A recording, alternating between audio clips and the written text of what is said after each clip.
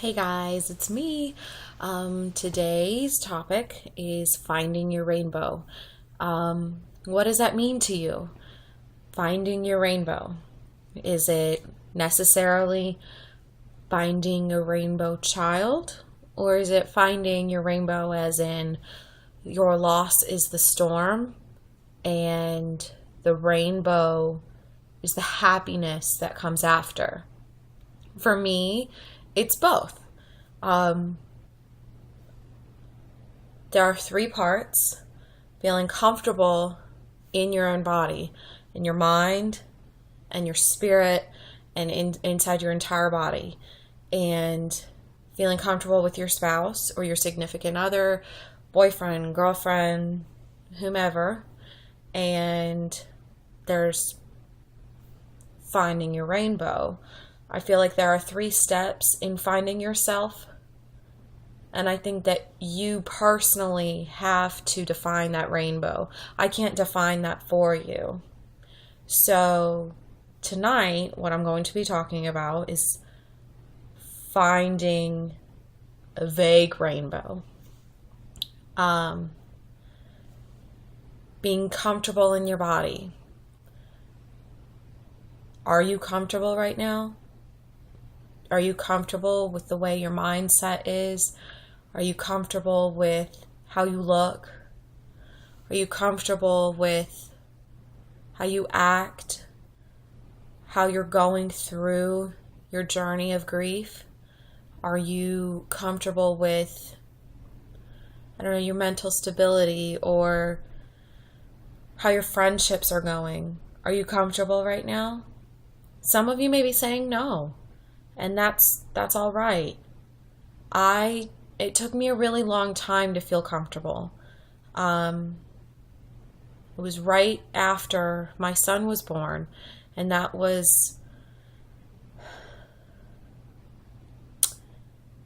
he was born 22 months after my daughter was born, and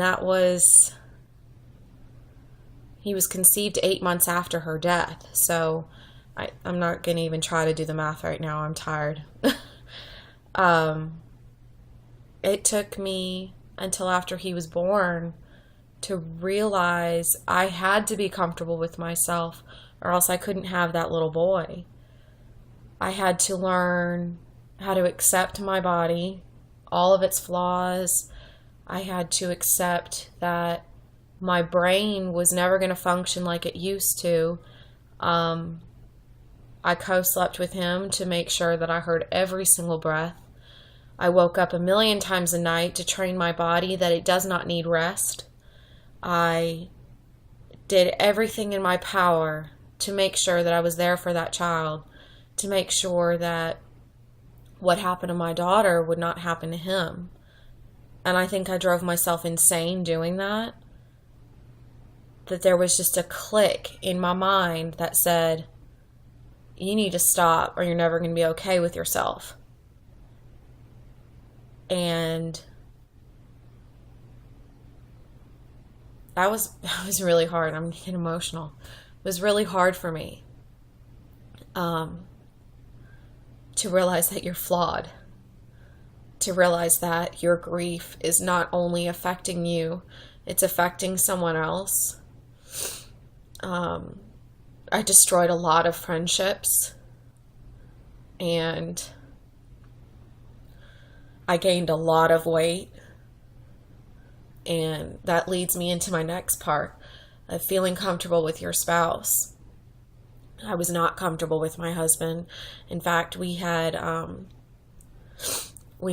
issues where, because of him being enlisted, we did not live together, especially being me living near DC and him living near the shipyard. It was much easier for him to be closer to the Navy and for me to be closer to the best doctors. In case anything went wrong with me, in case anything went wrong with our child. But that drove us apart. He almost divorced me because of how I was. And there were some indiscrepancies in our relationship, and I have to accept fault for that. because I pushed him away so many times and I did not want him so many times that it came to a point where I had to accept myself to be good enough for him, to at least be the person that he fell in love with. While that had changed, it was hard to become that person again. I had to almost go on a journey of finding myself. And finding yourself is not easy. It's not going to be in a book, Eat, Pray, Love, which I did read backwards and forwards. And I even watched the movie. Julia Roberts did great, but it didn't help, you know. There was a lot of soul searching. And then, of course, we got pregnant again. Being told we couldn't get pregnant. 3 weeks later, finding out we were 9 weeks along. And it's just, it was a roller coaster of emotions. And being comfortable with my spouse. You know, sure, we were having sex, but does that mean you're comfortable with your spouse? You have moments of weakness. Everyone's entitled to a moment of weakness. And you can't say that you've never slept with your husband when you were mad at him, because it's happened. It's happened to at least one of us. Probably all of us, but we'll keep that a secret. And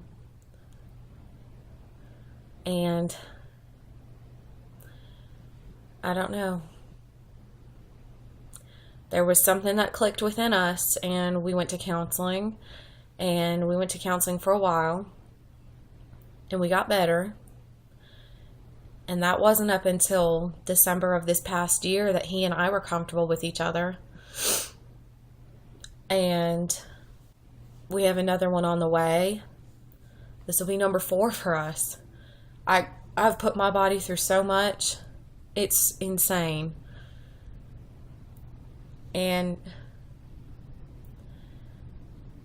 I'm at a point right now, I can definitively say that I am comfortable and confident in moving towards finding my rainbow. I'm happy. I'm healthier. May not be healthy, but I am healthier than I was after my daughter passed away, when I gained that whole mess of weight. And I'm comfortable with my spouse. I'm comfortable with my body. I'm comfortable with myself.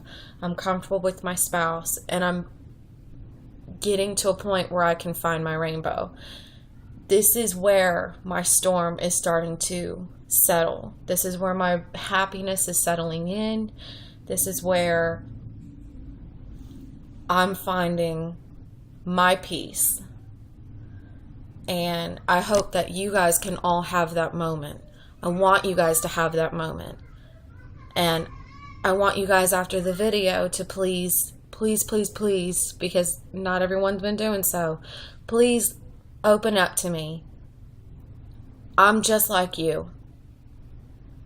This isn't just a group that I have dedicated to you guys. I need you guys to be dedicated to me. I need you just as much as you need me. Open up to me and tell me, are you finding your rainbow? Are you there yet? Are you comfortable with yourself? Are you comfortable with your mindset? Are you comfortable with your spouse or your significant other? Are you having problems? If so, let's talk about it.